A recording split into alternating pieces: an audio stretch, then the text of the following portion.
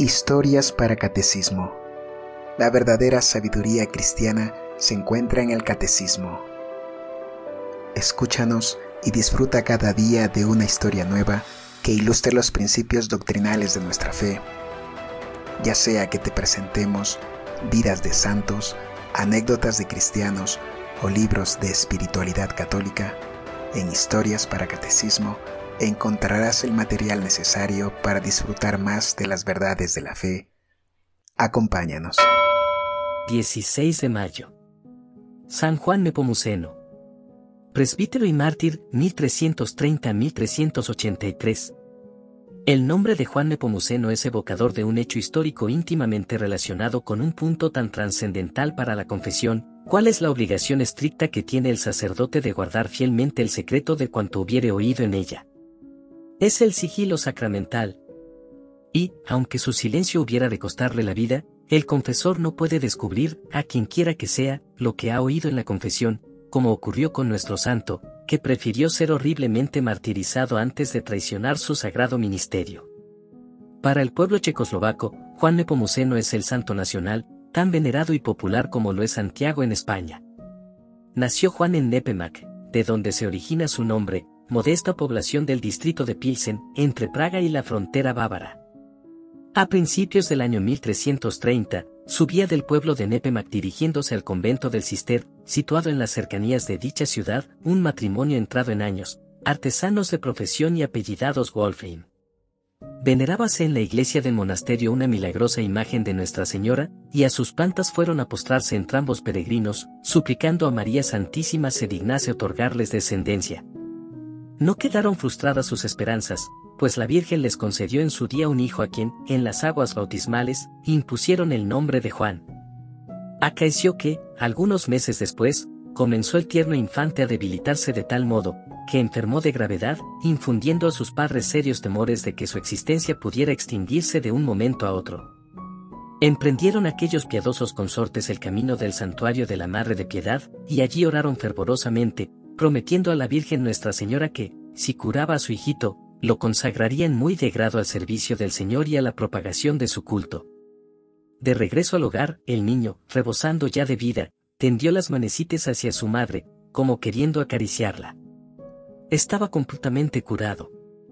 Cumpliendo agradecidos los piadosos esposos la promesa hecha a la Virgen María, nada descuidaron, a costa de los mayores sacrificios, para educar a su hijo lo más cristianamente posible, y encaminarle al estado santo que pensaban darle, si tal fuese la voluntad de Dios. Enviáronle desde muy temprana edad a la escuela, en donde aprendió Juan ante todo el catecismo y el modo de ayudar a misa.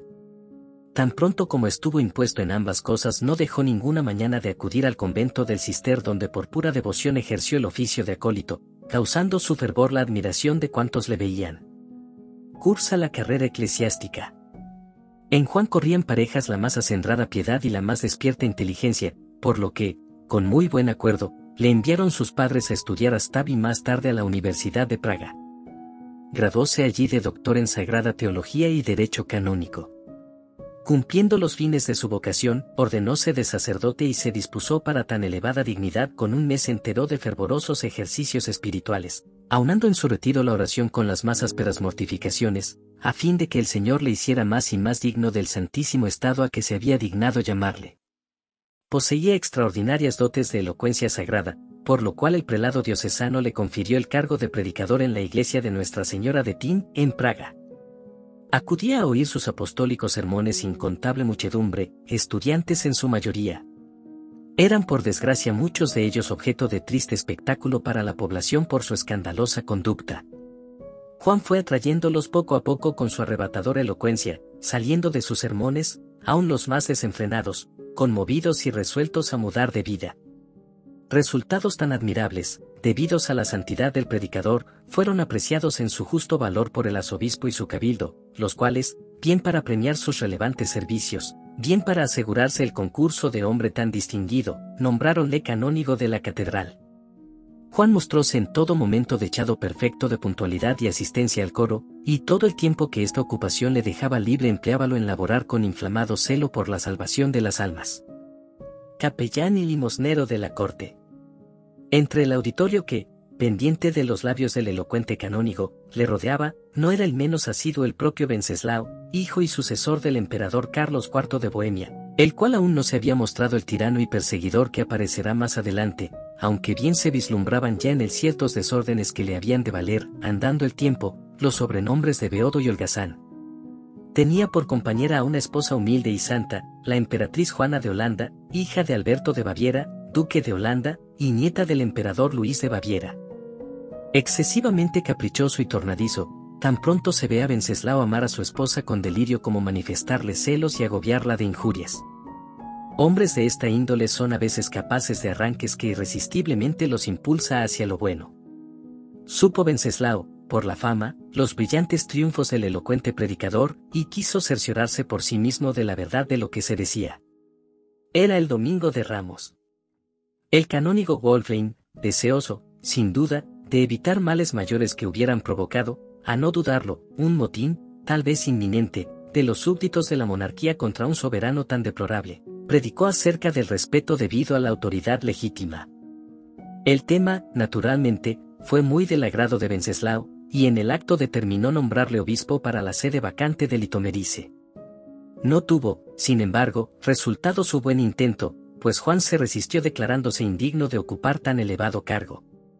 En esto, aprovechando las buenas disposiciones de su marido, la emperatriz, que apreciaba cada día más las eminentes cualidades morales de tan distinguido eclesiástico, tan modesto como elocuente, le hizo nombrar capellán y limosnero de la corte. Aceptó en su humildad el siervo de Dios tal ministerio, pensando en el mucho bien que podría realizar entre los príncipes y magnates, con quienes conviviría, y en que quizás pudiera traer al buen sendero al descaminado emperador, y, además, porque le sería dado socorrer a los pobres, de quienes era tan amante. Por de pronto, justificó Juan su título de limosnero, y su aposento vióse trocado en lugar de cita de los pobres y menesterosos. Su ingeniosa caridad descubría las miserias más ocultas, conciliaba los altercados que surgían ya en la corte, ya en la ciudad, apaciguaba las querellas e intervenía favorablemente en los pleitos. Justificó también el de capellano predicador de palacio, pues sus primeros sermones tuvieron la virtud de impresionar fuertemente el alma del emperador, cuyos desórdenes logró atajar por algún tiempo. Complacíase Wenceslao en escuchar los prudentes consejos de aquel varón de Dios, a quien creyó complacería ofreciéndole el prevostazgo de Visegrad, primera dignidad en Bohemia, después del obispado, pero nuestro santo, que despreciaba las grandezas terrenas y pompas mundanales, declinó la real merced y ciñóse a su ministerio de capellán y limosnero. Confesor de la emperatriz. Señora de mucha cordura e inocencia era la emperatriz, y digna de esta elevada dignidad, más que por su egregia estirpe, por la nobleza de sus virtudes. No desdeñaba servir ella misma a los indigentes, mortificábase con ayunos y asperezas y pasaba notable parte de la noche en oración. Eligió por director de su conciencia a Juan Nepomuceno, con cuya dirección fue adelantando en los caminos del Señor. Lloraba como propios los desórdenes de su esposo y procuraba espiarlos con austeridades, pidiendo al cielo por su consorte que, arrastrado por las pasiones y seducido por cortesanos impíos, habíase entregado al más desenfrenado libertinaje. La acendrada virtud de la emperatriz hubiera debido edificar y conmover el corazón de Wenceslao, pero, lejos de eso, iba endureciéndose cada vez más, llegando hasta el extremo de serle insoportable la preclara piedad de su augusta esposa y a dar lugar en su alma a la duda ofensiva y denigrante, de todo punto infundada. Cegado por la pasión de los celos, acerca de la fidelidad de su consorte, no la consideró ya sino como esposa infiel, porque Andrónico, uno de los favoritos del emperador, había maquinado una denuncia anónima contra la vida privada de la emperatriz. Acercóse ésta al día siguiente a la sagrada mesa, y como supiera su tiránico marido que poco antes se había confesado, quiso a todo trance salir de la duda que le atormentaba respecto de su esposa, pretendiendo saber la verdad de los propios labios del confesor, Juan Nepomuceno. Manda llamarle y, aludiendo al tribunal de la penitencia, al cual había acudido por la mañana la emperatriz, exígele le manifieste, al instante, cuanto supiese tocante al asunto que a él le tenía obsesionado. Contestóle Juan por 2 veces, nada puedo revelar de lo que he sabido en confesión. Viendo Wenceslao que ni por promesas ni por amenazas se doblegaba el confesor de la reina, encolerizóse como una fiera y, echando mano a la espada, iba a atravesarle, cuando Andrónico, que se hallaba presente, se interpuso, invitando a su señora a la serenidad y a que diera tiempo al ministro de Dios para reflexionar. Condescendió el emperador, pero fue para que encerrasen en un calabozo al capellán. Solo, ante Dios y su conciencia, escribió el santo al emperador una carta digna de la noble causa que defendía. Leyóla aquel, y ya sea por humana prudencia, ya por mudanza de opinión, ordenó que soltasen al prisionero. Mas no era para mucho tiempo. Nuevo encarcelamiento y torturas. Esta vez el incidente fue debido a nuevo acceso de cólera y de crueldad del tirano. Presentaron en la mesa imperial un ave no bien asada, enfurecióse Wenceslao de tal manera, que al punto mandó arrojar en un horno encendido a su cocinero. Aterrados quedaron los sirvientes y se resistían a ejecutar tan inicua orden, pero por otra parte temían, no sin fundamento, que si no obedecían fuesen ellos condenados al mismo suplicio. Esta inaudita crueldad llegó a oídos de nuestro santo, quien, con celo verdaderamente apostólico, reprendió a Wenceslao en términos enérgicos, conminándole a revocar la bárbara sentencia, y, suavizando luego el tono, procuró apaciguarle. Mas si el desventurado cocinero logró escapar como por milagro de tan horrible suplicio, toda la ira del emperador recayó sobre el santo presbítero, que fue nuevamente sepultado en un hediondo calabozo, sobrellevando con gozo aquellos malos tratamientos. No tardó Wenceslao en dejar traslucir sus verdaderas preocupaciones, enviando luego un mensajero al preso con el dilema siguiente, o revelarle la confesión de la emperatriz o renunciar a su libertad. El santo permaneció inconmovible como una roca. En vista de ello, el emperador varió de táctica, soltó al encarcelado y le envió nuevo mensajero suplicándole tuviera a bien olvidar lo pasado, y, como prenda de reconciliación, se sirviese aceptar el comer al día siguiente en palacio con él. Obedeció Juan y se presentó a la hora indicada, siendo recibido con toda suerte de agasajos. Transcurrió el banquete en medio de la más perfecta armonía hasta el fin. Entonces ordenó Wenceslao se retirasen todos los convidados y le dejasen a solas con el sacerdote Juan. Le habló primero sobre asuntos indiferentes, pero no tardó en traer a colación el que tanto le intrigaba, y le intimó, como otras veces, a que le manifestase los secretos que le había revelado la emperatriz en confesión. Contestóle el santo con noble libertad, nunca jamás consentiré en la infamia sacrílega que me proponéis. Y por lo que toca a vuestra majestad, tened entendido que atropelláis los derechos de Dios, único a quien compete el discernimiento de las conciencias. En cualquier otra cosa podéis mandar y os obedeceré, pero en esto debo responder aquello de San Pedro a los príncipes de los sacerdotes, hay que obedecer a Dios antes que a los hombres. Exacerbado el emperador, llama al verdugo, a quien denominaba su compadre, y mándale conducir al ministro de Dios al lugar de las torturas, donde le tienden en el potro y el verdugo y sus esbirros le punzan los costados con lanzas de hierro candentes. Crujen sus huesos, dislócanse sus miembros por la violencia del tormento, desgárranse sus carnes y las quemaduras le tornan enteramente desconocido. En medio de los tormentos no cesa el mártir de invocar los nombres de Jesús y de María. Entretanto llegó a oídos de la emperatriz la refinada crueldad con que era tratado su confesor y, llena de aflicción y horrorizada ante el peligro que corría el alma de su feroz marido con el sacrilegio que estaba cometiendo, corrió a echarse a los pies del tirano y, a fuerza de súplicas, obtuvo la libertad de Juan Nepomuceno. Predice el santo su muerte y las calamidades de Bohemia. El santo, tranquilo y sereno, salió de la prisión y, así que se cerraron las profundas heridas que había sufrido en su martirio, prosiguió su vida apostólica con más celo que nunca y multiplicó sus buenas obras, a fin de presentarse ante el tribunal de Dios purificado de las imperfecciones inherentes a la naturaleza humana.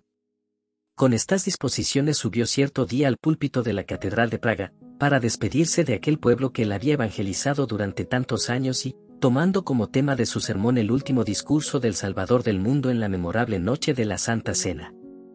Me veréis un poco de tiempo, dijo, y por esta razón serán pocas las palabras que he de dirigiros, mi fin se aproxima y pronto moriré por guardar los mandamientos de Jesucristo y de su Iglesia. La herejía, continuó, que el infierno suscitará dentro de poco, desolará el reino de Jesucristo, y en este mismo reino de Bohemia, donde la religión florece hoy tanto, serán profanados los altares, el santuario destruido, el uso de los sacramentos abolido, los consejos evangélicos despreciados, y todas las leyes humanas y divinas pisoteadas.